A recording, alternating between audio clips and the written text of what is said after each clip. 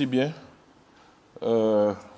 Pour votre première question relative donc au conflit foncier, je vais dire que les problèmes des conflits fonciers ne sont hélas pas nouveaux dans notre pays. Ceci étant, depuis la cession donc du président Ouattara à la tête du pays, beaucoup d'efforts ont été faits pour assainir le milieu du foncier. Beaucoup d'efforts ont été faits pour sécuriser les biens des Ivoiriens. Et la dernière réforme qui a été adoptée en ce qui concerne donc l'ADU, l'attestation de droit d'usage, vient justement pour apporter une réponse à un des problèmes majeurs du foncier et qui est à la base de tous les conflits que nous connaissons, c'est celui de la vente donc des terrains à de multiples acquéreurs. Aujourd'hui, avec l'ADU, il sera, sinon il est, et je peux l'affirmer, impossible de vendre un terrain à plusieurs personnes. Donc ça vient régler un problème. Et j'ai eu l'occasion d'évoquer donc cette question ici au cours d'un conseil en disant qu'à partir de maintenant, depuis la mise en œuvre de l'ADU, on ne peut plus entendre que plusieurs personnes ont acheté un même terrain. À partir de ce moment, plusieurs personnes ne pourront pas avoir de titre de propriété sur un même terrain. Ceci étant, il y a eu beaucoup de problèmes avant l'adoption de l'ADU. La question de la terre est une question importante parce que le président Ouattara a réussi, je dirais, à changer la perception donc des Ivoiriens sur les questions de propriété immobilière. Depuis 2010, alors qu'il n'était même pas encore au pouvoir, il a été le premier à poser la problématique de la propriété immobilière, en promettant donc de permettre à chaque Ivoirien d'avoir un toit. Et petit à petit, il a changé nos mentalités. Aujourd'hui, le rêve de tout jeune Ivoirien qui commence à travailler, c'est d'avoir une maison. Dès qu'il a la possibilité d'épargner, le premier projet, c'est avoir une maison. Donc il y a eu un vrai changement de mentalité. Et effectivement, cela exerce une pression sur les questions, donc, je dirais, de foncier. C'est un projet de vie. Donc nous comprenons bien toute l'émotion qui entoure ces problématiques. C'est un projet de vie aujourd'hui. Avoir un toit, une maison où habiter, mettre à l'abri sa famille, la sécuriser, c'est un projet de vie. Quand vous avez épargné et mis toute votre économie dans ce projet de vie et qu'au bout, vous vous trouvez dans des imbroglios administrativo-juridiques, on peut comprendre le drame des personnes qui les vivent. Mais en même temps, on entend beaucoup de réactions.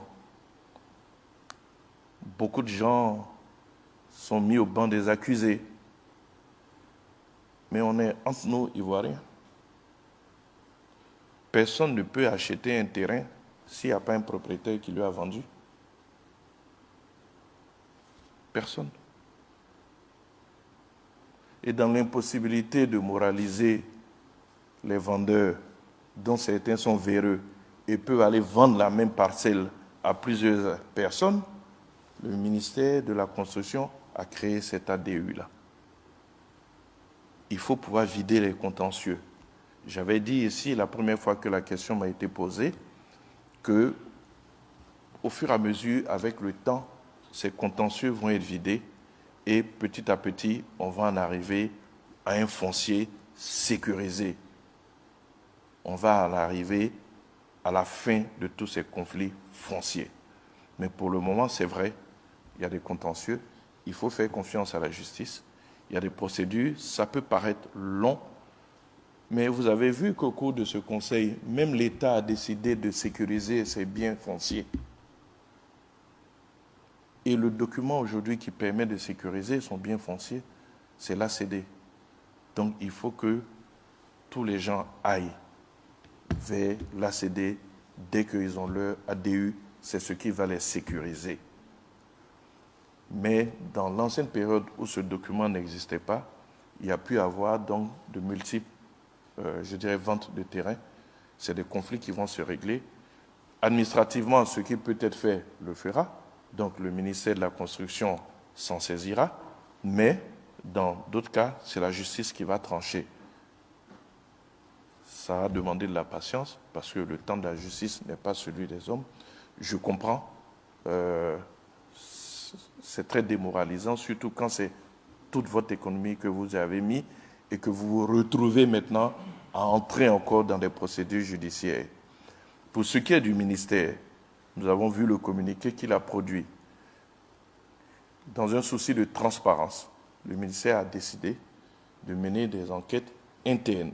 S'il s'avère que certains de ces agents donc, sont impliqués donc, dans des démarches, je dirais, véreuses, ben, ils en tireront toutes les conséquences. Ce que je peux ajouter, c'est que depuis notre indépendance, aucun régime ne s'est doté d'autant d'institutions et d'organes d'autocontrôle. Aucun. Aucun n'a opérationnalisé, parce que parfois ces organes existaient, mais n'étaient pas opérationnels. Aucun régime n'a opérationnalisé et créé autant d'organes d'autocontrôle. Dans notre pays aujourd'hui, vous avez l'inspection générale des finances qui existait, mais qui n'était pas opérationnelle. Dans notre pays aujourd'hui, vous avez l'inspection générale d'État qui existait, mais qui n'était pas opérationnelle, et qui aujourd'hui fait des audits réguliers. Nous voyons les rapports de l'inspection générale d'État. Aujourd'hui, dans notre pays, nous avons la Cour des comptes. Dans notre pays aujourd'hui, nous avons la Haute Autorité pour la bonne gouvernance. Tout récemment, on a changé la dénomination de l'ancienne Autorité de régulation des marchés publics pour créer donc l'Autorité de régulation de la commande publique. Autocontrôle, puisque tout le monde se plaignait donc des marchés publics. Au-delà, nous avons le ministère du patrimoine de l'État, du portefeuille de l'État et des entreprises publiques, qui régulièrement fait des audits à travers la Direction générale du patrimoine de l'État. Aucun régime ne s'est doté d'autant d'institutions et d'organes d'autocontrôle. C'est dit donc qu'il y a un véritable souci d'aller vers la bonne gouvernance. Mais quels que soient ces organes qu'on aura mis en place, mais ceux qui animent les différents services là, c'est des Ivoiriens, ce n'est pas des extraterrestres. Il faut un changement de mentalité aussi à notre niveau. Et ce travail est en train de se faire. Vous vous souvenez, aujourd'hui tout le monde cite la police en exemple.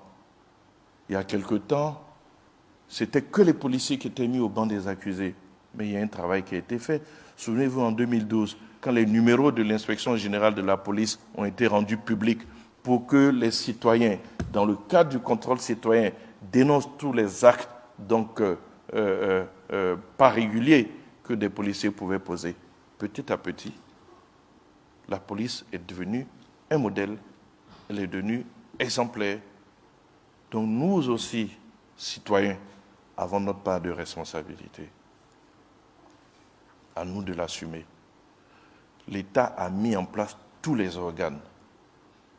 Mais paradoxalement, chaque fois qu'un de ces organes fait un travail et qu'on arrive à épingler quelques fonctionnaires indélicats, plutôt que de saluer ce travail que l'État fait pour extirper de son rang les quelques tomates pourries que nous pouvons avoir, ben on met tout le monde dans le même panier et puis tous on dit « Ah, vous avez vu, ils sont tous pourris ». Mais personne ne fait cas de cet effort régulier qui est fait par l'État, qui a opérationnalisé et créé des organes d'autocontrôle. C'est à saluer. Je pense que c'est à cette étape que nous sommes arrivés. Parce que dans le cadre des conflits fonciers, je le répète, il y a bien un vendeur. Si lui, il est indélicat, mais ça fausse carrément toute la chaîne.